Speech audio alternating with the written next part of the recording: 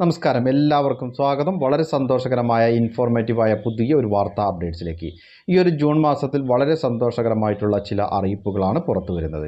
June മാസത്തിൽ 4000 രൂപയോളം വിതരണമുണ്ട്. മുഖ്യമന്ത്രിയുടെ പ്രത്യേകമായിട്ടുള്ള ചില പ്രഖ്യാപനങ്ങൾ, വളരെ പ്രധാനപ്പെട്ട ചില അപ്ഡേറ്റുകളാണ് ഈ ഒരു വീഡിയോയിലൂടെ പങ്കുവെക്കുന്നത്. സംസ്ഥാനത്ത് 35 വയസ്സ് കഴിഞ്ഞിട്ടുള്ള ആളുകൾ എല്ലാവരും തന്നെ ശ്രദ്ധിച്ചിരിക്കണം. വീഡിയോ അവസാനം വരെ കാണുക. മറ്റുള്ളവരിലേക്കും ഈ ഇൻഫർമേഷൻ ഷെയർ ചെയ്തെത്തിക്കുവാനും നിങ്ങൾ മറക്കരുത്. സർക്കാർ അറിയിപ്പുകൾ യഥാസമയം ലഭിക്കുന്നതിന് വേണ്ടി വാട്സപ്പ് ഗ്രൂപ്പിൽ ജോയിൻ ചെയ്യുക. വിശദമായിട്ടുള്ള അറിയിപ്പുകൾ എന്തൊക്കെയാണെന്ന് നോക്കാം. നമുക്കറിയാം, കഴിഞ്ഞ സർക്കാരിൻ്റെ കാലത്ത് പ്രഖ്യാപിക്കപ്പെട്ട ഒരു ധനസഹായ പദ്ധതിയാണ് സ്ത്രീ സുരക്ഷാ പെൻഷൻ പദ്ധതി. ഈ ഒരു പദ്ധതി പ്രകാരം 1000 രൂപയാണ് ഗുണഭോക്താക്കൾക്ക് വിതരണം ചെയ്യാനായി സർക്കാർ തീരുമാനിച്ചത്. 2 മാസത്തെ തുക നിലവിൽ വിതരണം നടത്തുകയും ചെയ്തു. സംസ്ഥാനത്തെ 35 വയസ്സ് കഴിഞ്ഞിട്ടുള്ള മറ്റ് സർക്കാർ ആനുകൂല്യങ്ങളൊന്നും തന്നെ ലഭിക്കാത്ത സ്ത്രീകൾക്കാണ് ഈ ഒരു സഹായത്തിനുള്ള അർഹതയുള്ളത്. അങ്ങനെയുള്ള ആളുകളാണ് ഈ ഒരു പദ്ധതിയിലേക്ക് അപേക്ഷ സമർപ്പിച്ചിട്ടുള്ളത്. കൂടാതെ ഇവരുടേത് മഞ്ഞ റേഷൻ കാർഡ് ആയിരിക്കണം. അതായത് മുൻഗണനാ വിഭാഗത്തിൽ വരുന്ന റേഷൻ കാർഡിൽ ഉൾപ്പെടുന്നവരായിരിക്കണം. ഈ ഒരു വിഭാഗത്തിൽ വരുന്ന ട്രാൻസ് യുവതികൾക്കും ഈ ഒരു ആനുകൂല്യത്തിനുള്ള അർഹതയുണ്ട്. ഇത്തരത്തിൽ അപേക്ഷ സമർപ്പിച്ച് അർഹരായിട്ടുള്ള ഗുണഭോക്താക്കളെ കണ്ടെത്തിയാണ് സർക്കാർ ഈ ഒരു വിതരണം നടത്തി വരുന്നത്. കേരളത്തിലെ സ്ഥിര താമസക്കാരായിരിക്കണം. വിധവ, അവിവാഹിത, വികലാംഗ, സാമൂഹ്യക്ഷേമ സർവീസ്, കുടുംബ പെൻഷൻ, ക്ഷേമ ബോർഡ് പെൻഷനുകൾ അല്ലെങ്കിൽ EPF പെൻഷൻ എന്നിവ ഇതിനകം സ്വീകരിക്കുന്ന വ്യക്തികൾ യോഗ്യരല്ല. കേരളത്തിന് പുറത്തേക്ക് പോവുകയോ ഏതെങ്കിലും കേന്ദ്ര സംസ്ഥാന സ്വയംഭരണ അല്ലെങ്കിൽ ഗ്രാന്റ് ഇൻ എയ്ഡ് സ്ഥാപനത്തിലോ പദ്ധതിയിലോ സ്ഥിരമായോ താൽക്കാലികമായോ ജോലി നേടുകയോ ചെയ്യുന്ന ഗുണഭോക്താക്കൾക്ക് യോഗ്യത നഷ്ടപ്പെടും. എന്നിരുന്നാലും സ്വകാര്യ സ്ഥാപനങ്ങളിലെ തൊഴിൽ അപേക്ഷകരെ അയോഗ്യരാക്കില്ല. റേഷൻ കാർഡുകൾ നീല അല്ലെങ്കിൽ വെള്ള നിറമായി തരം മാറ്റപ്പെട്ടാൽ പിന്നീട് പെൻഷൻ ലഭിക്കുകയുമില്ല.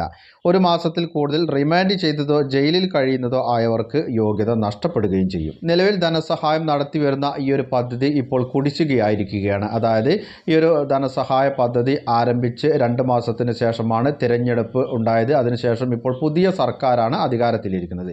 അതുകൊണ്ട് തന്നെ പുതിയ സർക്കാർ വന്ന് ഇനിയൊരു ബജറ്റിൽ തുക വകയിരുത്തിയാൽ മാത്രമേ തുടർന്നുള്ള കുടിശ്ശിക പെൻഷനും തുടർന്നുള്ള മാസങ്ങളിലെ പെൻഷനൊക്കെ വിതരണം നടത്തുവാൻ സാധിക്കുകയുള്ളൂ. അത്തരത്തിൽ 2 മാസത്തെ കുടിശ്ശിക അടക്കം ഇപ്പോൾ 3 മാസമായി 3000 രൂപയോളം ഗുണഭോക്താക്കൾക്ക് ലഭിക്കാനുണ്ട്.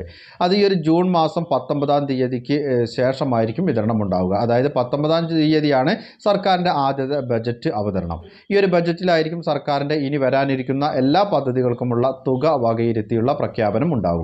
സർക്കാരിൻ്റെ ക്ഷേമ പദ്ധതികളൊന്നും നിർത്തുകയില്ല, അല്ലെങ്കിൽ അത്തരത്തിലുള്ള പദ്ധതികളൊക്കെ തുടരും എന്നുള്ള സൂചന തന്നെയാണ് സർക്കാർ നൽകിയിരിക്കുന്നത്. ഈ ഒരു ജൂൺ മാസം അവസാന വാരത്തിൽ തുക വിതരണം ഉണ്ടാകും എന്ന് തന്നെ പ്രതീക്ഷിക്കാം. ഇനി അടുത്തതായി സർക്കാരിൻ്റെ മറ്റൊരു പ്രഖ്യാപനമാണ് സ്ത്രീകൾക്കായുള്ള സൗജന്യ യാത്ര. APL BPL വ്യത്യാസമില്ലാതെ എല്ലാ സ്ത്രീകൾക്കും തന്നെ ഈ ഒരു സൗജന്യ യാത്ര ആനുകൂല്യത്തിനുള്ള അർഹതയുണ്ട്. യാതൊരുവിധ മാനദണ്ഡങ്ങളും തന്നെ ഈ ഒരു പദ്ധതിക്കായി സർക്കാർ മുന്നോട്ട് വെച്ചിട്ടില്ല. അതുകൊണ്ട് തന്നെ എല്ലാ സ്ത്രീകൾക്കും ഈ ഒരു സൗജന്യ യാത്ര നടത്താൻ സാധിക്കും. KSRTC ഓർഡിനറി ബസ്സുകളിൽ സ്ത്രീകൾക്കും ഭിന്നലിംഗക്കാർക്കും സൗജന്യ യാത്ര ഈ ഒരു ജൂൺ മാസം 15-ാം തീയതി മുതൽ പ്രാബല്യത്തിൽ വരികയാണ്. മന്ത്രിസഭാ യോഗത്തിലെ തീരുമാനങ്ങൾ വിശദീകരിച്ചുകൊണ്ട് വാർത്താ സമ്മേളനത്തിൽ മുഖ്യമന്ത്രി തന്നെ ഇക്കാര്യം പ്രഖ്യാപിച്ചിരിക്കുകയാണ്. വരുമാനമോ പ്രായമോ അല്ലെങ്കിൽ APL BPL വ്യത്യാസമോ ഒന്നും തന്നെ പരിഗണിക്കാതെയാണ് ഈ ഒരു സഹായം ജനങ്ങൾക്കായി നൽകുന്നത്. പ്രിയദർശിനി എന്ന പേരിലാണ് ഈ ഒരു പദ്ധതി നടപ്പിലാക്കാനായി തീരുമാനിച്ചിട്ടുള്ളത്. പൊതുജനങ്ങൾ എല്ലാവരും ശ്രദ്ധിച്ചിരിക്കേണ്ട വളരെ പ്രധാനപ്പെട്ട 3 പദ്ധതികളുടെ വിശദ വിവരങ്ങളാണ് ഈ ഒരു വീഡിയോയിലൂടെ പങ്കുവച്ചത്. പരമാവധി ആളുകളിലേക്ക് ഈ ഇൻഫർമേഷൻ ഷെയർ ചെയ്തെത്തിക്കണം. നിങ്ങളുടെ അഭിപ്രായങ്ങളും നിർദ്ദേശങ്ങളും കമൻറ്റിലൂടെ എഴുതി അറിയിക്കുക. പുതിയൊരു വീഡിയോയിൽ വീണ്ടും കണ്ടുമുട്ടാം. അതുവരേക്കും അനൂപ് സൈനിങ് ഓഫ്.